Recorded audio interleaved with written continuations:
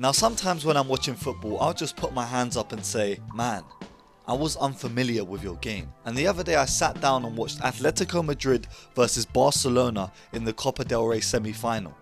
And I put my hands up and said, man, Pedri, I was unfamiliar with your game. Because during this game between Atletico Madrid and Barcelona, Pedri put on an absolute show. But this season it's become somewhat of a standard of Pedri performances. Because he's been instrumental in orchestrating this Barcelona midfield throughout the entirety of this season so far. With his vision, ball control and ability to dictate games being vital for Barcelona and pivotal to their success this season. But it was just the other day where I finally came to this realization. Wait, Pedri is not just been good this game. This guy's been good since what? 2020. For some reason it feels like Pedri's been around for an age, and he has, because he was a starter for Barcelona whilst being what, 18 years old. I vividly remember watching the Euros back in 2020, seeing Pedri line up for Spain every single game. This was coming off a season where again he played every single game for Barcelona in a time where they were struggling so deeply.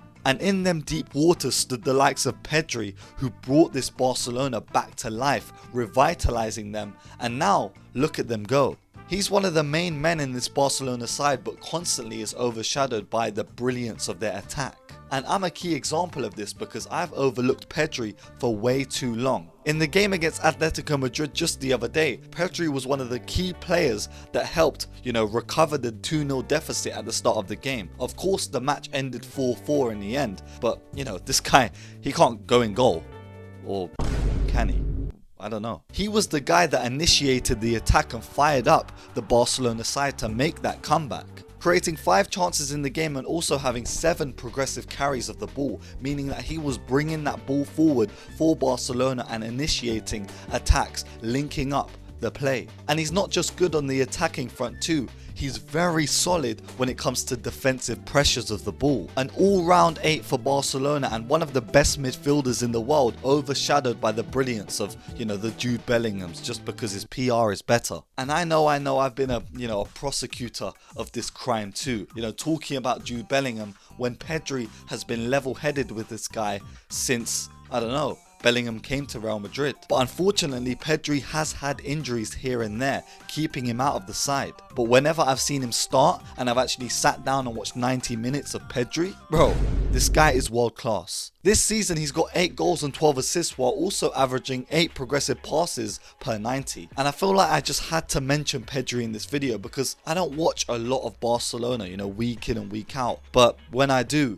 he's one of the main people that actually is orchestrating half of their moves in the game. And since his move from Las Palmas to Barcelona in 2019, again, he has been just a rock that has been ever still in this Barcelona side, slowly but surely just growing in mass. And I think by the end of this season we might be talking about not only him being one of the best midfielders, but one of the best players in the world, especially if Barcelona achieve some trophies. Now on to another player who I have heard about but I've been unfamiliar with their actual game. Matteo Retegui this season has been an absolute revelation for Atalanta, currently having the highest GA in the Serie A with 21 goals and 3 assists. The Argentinian-born Italian striker is thriving under Gasperini. He's slowly but surely turning into one of the most clinical strikers in football right now, and that might say a lot about strikers in football, but I did make a whole different video about that.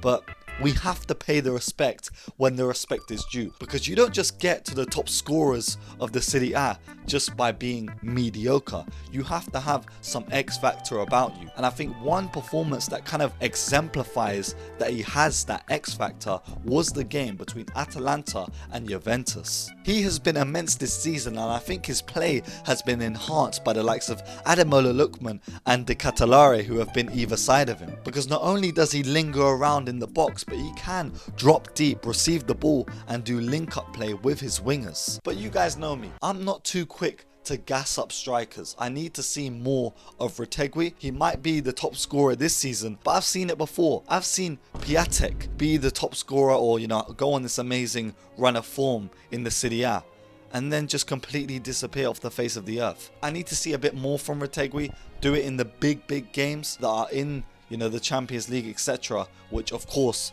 Atalanta are out. So better luck next season. Now, next up in this video, a player that I genuinely had never heard of until this season. And maybe it goes to show that my ball knowledge isn't the best, but I did not really know anything about Morgan Rogers going into this season. But with it nearly being March now, I would probably get on my knees and beg Arsenal to buy a player like Morgan Rogers. Morgan Rogers has emerged as this dynamic force in this Aston Villa front line, playing as their number 10 or even an 8. And in 23 appearances this season, he's got 7 goals and 9 assists. This is one of the newer archetypes of creative midfielders in football, because he is not no scrawny little Spanish don. This is a brother with stature who can actually hold off the ball and bring it forwards whilst riding a few tackles. Averaging 4.8 shot creating actions per 90 and also averaging 3.2 dribbles per 90 as well. And again, this season he's just showing that he can do it all. He's someone that I really like because not only does he help out on the defensive, but he's good in the transition with, you know, intricate passes and then following up with a goal. And I really hope we can see him develop in this Aston Villa squad, holding down a position for many more seasons to come, because he can be up there with one of the best creative midfielders in the league. And he is essential to the modern evolution of football because he's one of these few players that can actually carry the ball forwards. I think an amazing example of a performance that he also had that was brilliant is his game against Celtic in the Champions League, where I actually think he scored a hat-trick.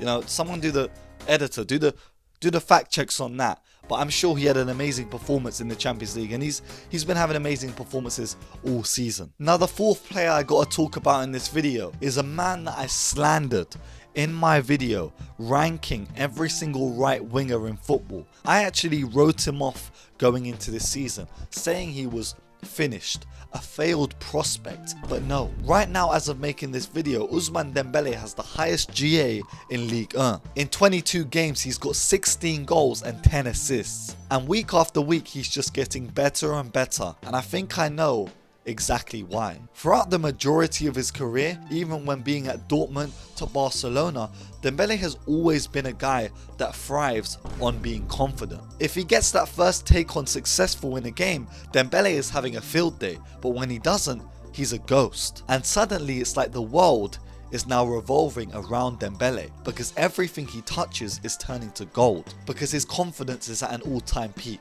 Each game he's going into, he's taking on players with ease. He knows that he can get past players. He knows how good he is. He knows that he's good on his left, he's good on his right, and he can put the ball into the box but also take a shot. He's at that point in his career, and this blossoming is happening at the perfect point. Dembele is transforming as a player in a classic way, like many classic players of the past have done too. The likes of Van Persie in the Premier League for Arsenal, who blossomed at the ripe age of 27, 28 and went on to be a world-class striker. This can happen for anyone, and I think it's showing in PSG's recent games, whether it's in the Champions League or in the league itself. He's averaging 9.7 progressive dribbles per 90. That's not normal. And to back up that stat even further, he's also averaging 6.2 final third entries too. So after these progressive dribbles, he's also entering the final third and creating chances for PSG. And right now in this side that has the likes of Barcola and Kavicha in this attacking line, Dembele is playing centrally. After the departure of Kolo Muani to Juventus, it opened up this gaping hole in Paris Saint-Germain's front line. And with the likes of Gonzalo Ramos being quite absent in this side, Dembele is relishing as kind of like a centre forward that also pops up on either side of the wings, because he can interchange, he can do it all, and I'm just so happy to see this happening for Dembele. However, I do see this massive obstacle coming, a mountain that is going to block this trajectory that Dembele and Paris Saint-Germain are on, because in the Champions League, PSG are going to go up against Liverpool, and right now Liverpool's back line look extremely confident, but can Dembele and the likes of Kavicha and Barcola run rampant at Anfield and just against Liverpool in this tie? We'll have to find out, and he's a player that I'm definitely going to be watching in these next coming weeks. And I think lastly, as a little mention, you know, Antony. I was unfamiliar with your game. After leaving Man United on a loan, Antony is balling out for Real Betis. Balling out, scoring, assisting, dribbling, doing things that footballers do. Was Antony finished in the first place? He became an entire meme, and now he's moved locations, got a dressing room where it's not flooding, got a team that are not associated with the devil. And look, he's playing like he's blessed. This has been the first episode of blank.